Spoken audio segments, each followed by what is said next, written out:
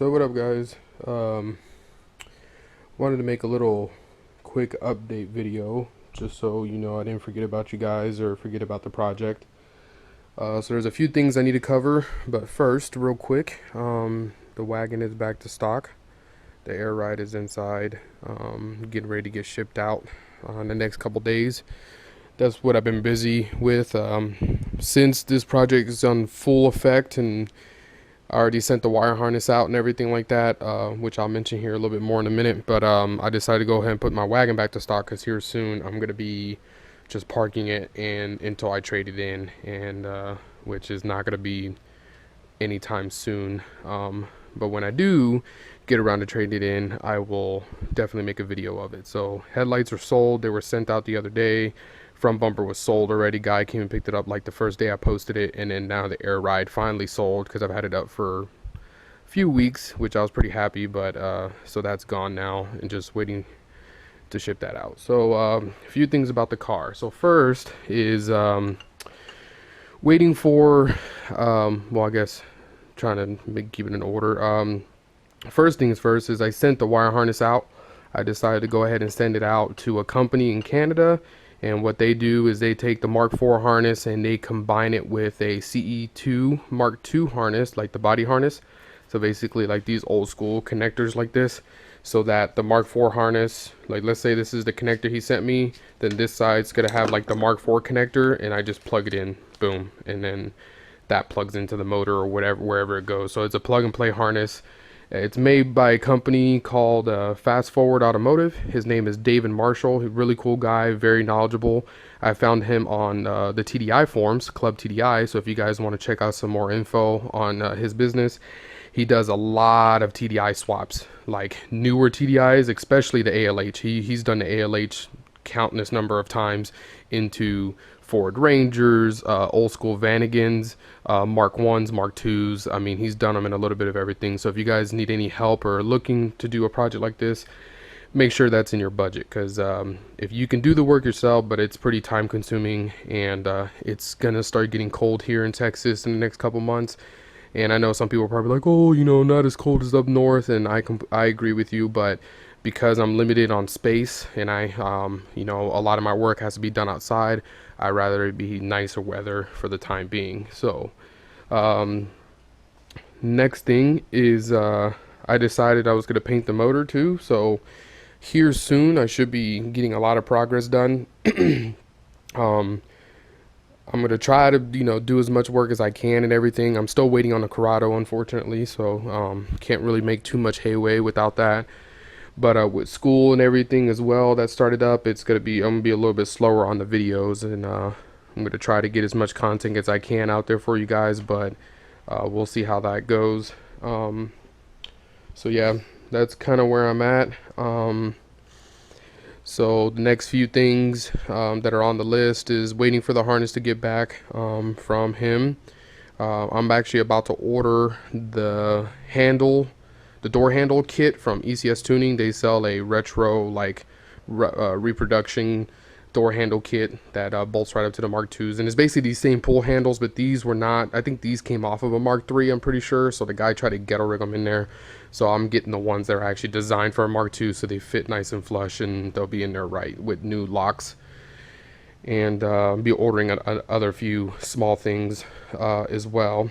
And then what else do I got going on? Yeah, I don't want to go too crazy on ordering anything yet, because like I said, I'm going to wait until I get the Corrado first before, so I can see what I'm missing, because I don't want to order some stuff that are just like extras, I guess the best way to put them, like just stuff I would like to have, but then I find out, hey, I can't use this part of the Corrado, and then, you know, I have to order a specific part I need to get the car on the road, and I don't have the funds, so I don't want to do that. Oh, that was the other thing. I'm actually ordering the motor mount from from what are their, lost my train of thought of their name. It's a company out of United Kingdom, Darkside Industries. There it goes, Darkside. They make a custom rear motor mount for this motor, because if you look here, you see where the turbo's at. It's actually a problem with the standard Mark III motor mount. So they make a custom motor mount that comes down, and it's like a little bit sleeker, so that you can bolt it up to the Mark II without it being an issue. And So that's what it was: motor mounts, door handles, a couple other little small things. Then haven't decided what I'm going to do with the fenders because the previous owner tried to roll them. So I'm actually considering just finishing getting them rolled professionally.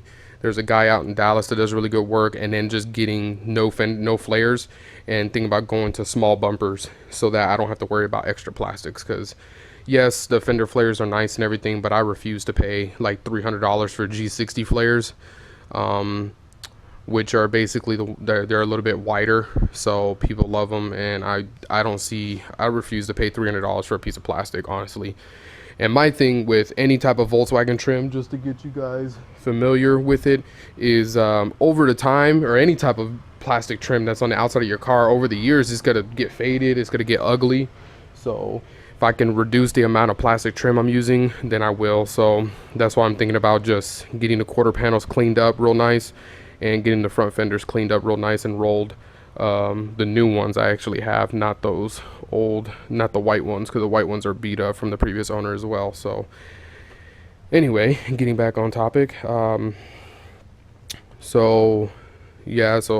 probably gonna get them flared a little more and get them all nice and smooth and everything like that. Get a little bit of body work done on them, and then get the whole car resprayed. Hopefully. So that was the other reason why I kind of decided not to do certain things, because I think a paint job is needed more than anything on this car. Because you know, if you guys are not aware with body work can be costly, and also it can just kind of throw off the whole car, you know. And other thing, you can always get some stuff done later, and with the car taken apart the way it is, it's always best to do it like now. So because after I get it on wheels with the subframe from the Corrado, I was gonna take the tail lights out, take all the trim pieces off, every single piece of trim off, take it to the body shop, and they can do a nice full coverage spray to where everything gets, you know, nice and covered evenly.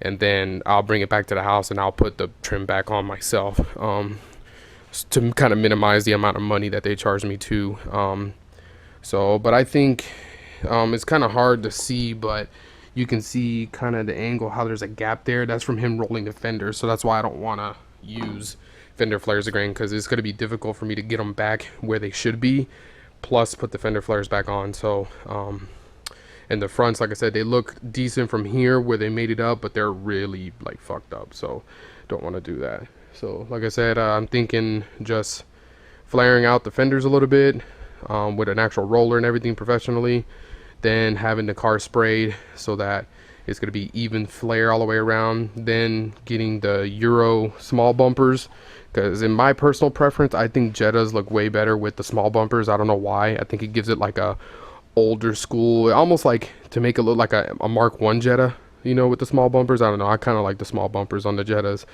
and then I kind of like the big bumpers on the Golf, so it's kind of, you know, but yeah, getting the small bumpers.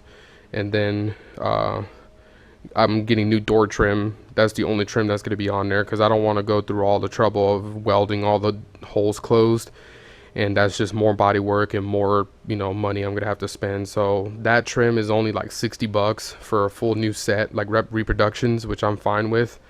But yeah, hopefully I can keep you guys updated.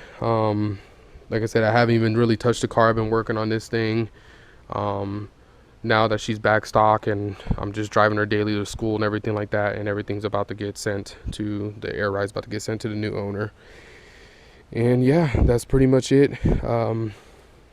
Feel free if you guys have any questions. I forgot to mention, I haven't mentioned that in my video, but I've had some people send me messages of asking questions. If you have any questions at all about something similar to Volkswagen related at all, don't, you know, I try to respond to everybody that I can. So not saying you have to subscribe or have to watch my videos, but I have a good general knowledge on Volkswagens quite a bit. So I had a few guys just write me asking questions about some stuff. So if you guys have any questions, feel free to send me a message or something. So, and catch you guys later.